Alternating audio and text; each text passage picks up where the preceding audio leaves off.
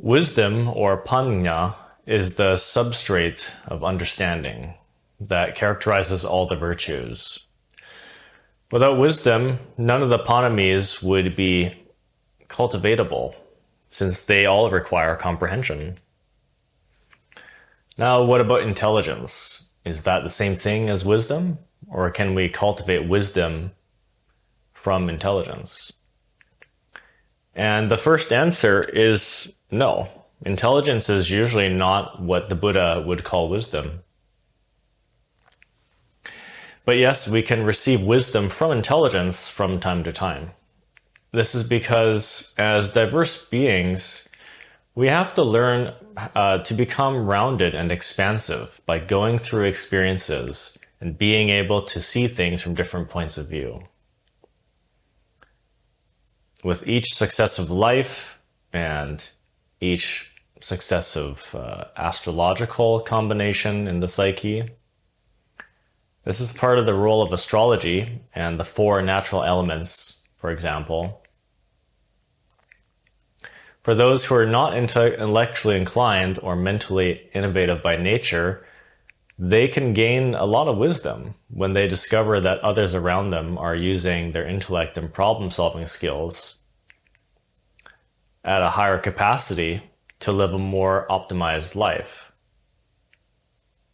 Their eyes may open at the fact that they've been neglecting these air element thinking skills like researching and studying and analyzing, evaluating,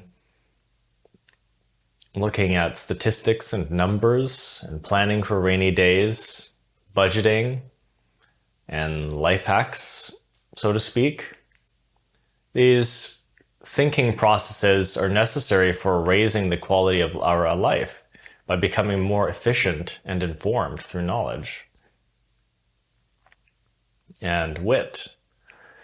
They say that knowledge is power, and this is certainly true in our society, especially with things like relationships.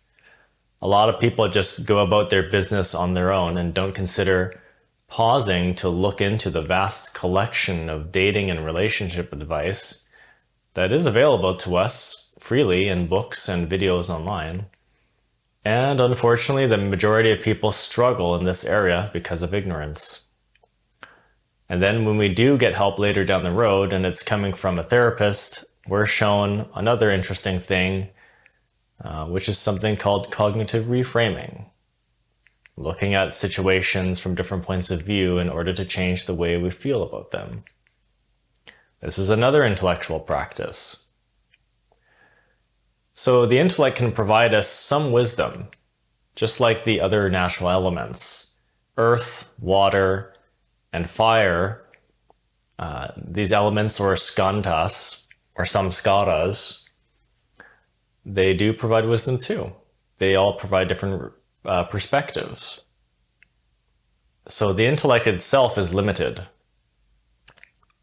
It belongs to its own distinct dimension in nature, and it's not the basis of virtue. Intelligence is merely the capacity to acquire and apply knowledge. The intellect only has the ability to analyze and compare, define, calculate, reason, and solve problems. It can understand the definitions of various emotions, and it can understand what people go through in a technical way, but it cannot comprehend what emotions feel like, and therefore has no capacity for empathy, compassion, or loving kindness. And wisdom, on the other hand, is the ability to use knowledge and emotional experience to make sound judgments. It involves understanding the complexities of life, discerning between significant, essential things and insignificant, irrelevant, or unhelpful things, and applying wisdom with superior emotions like compassion and joy. In short, intelligence is responsible for defining things and figuring out how to do things, whereas wisdom holds the very profound answer as to why certain things must be done or not, or done in a certain way. That is the key characteristic of wisdom. The knowledge that wisdom provides is always founded on love. This is not the case with intelligence, since we know that there are plenty of very intelligent or powerful people in the world who use their wit to carry out crimes or simply fulfill selfish intentions. So the Buddha, having attained wisdom upon his awakening, was able to discover that the most significant problem that all beings constantly face is the problem of suffering. Above all else, we need to learn what causes suffering and how to end it. Wisdom, therefore, is knowledge that is governed by love for the sole purpose of alleviating unnecessary suffering. And the Buddha also concluded that all suffering is ultimately unnecessary when we abide by the superior laws of nature persistently enough. This is a convincing differentiation that Buddhism has, that other religions, or at least modern denominations of Christianity, don't advocate. Buddhist scriptures explain everywhere that all progress and happiness depend entirely on the individual's own efforts and internal state of mind, not the help of a particular deity, a coming prophet, a master, or other external agency. Buddhism is not a faith-based religion this way because it encourages the very wise practice known as dhamma vichaya, which essentially means investigation.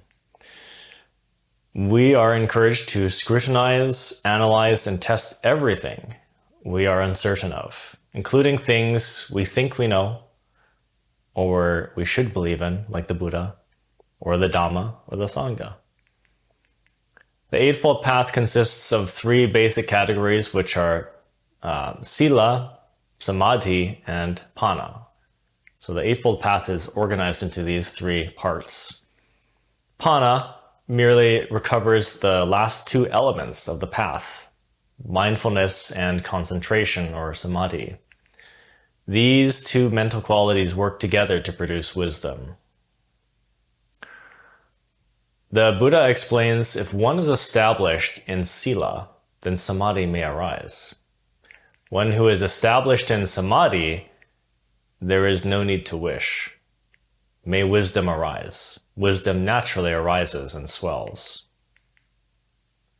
Samadhi in this context is meant in its full sense. It is right concentration, or the fourth jhana.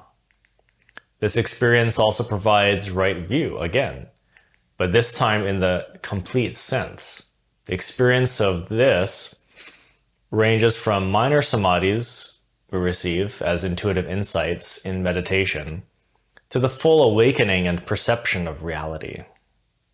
This requires a lot of training in mindfulness and transmutation of sexual energy to give the mind the strength to sustain this effortless yet highly concentrated and liberated form of right view, or concentration, which can be internalized. Even loving kindness, to practice genuinely, requires wisdom because of the deep comprehension that is needed to be able to emanate love towards strangers and enemies. So is the case for all the perfections: energy renunciation, honesty, generosity, patience, determination, and so on. Wisdom is the core parami that allows the other virtues to develop. And even though it's the fourth perfection in the list, wisdom is found at the beginning of the Eightfold Path as right view, and arises again at the end of the path when we attain samadhi. High virtues are well integrated and woven together by the laws of nature, so they cannot be easily isolated and developed individually.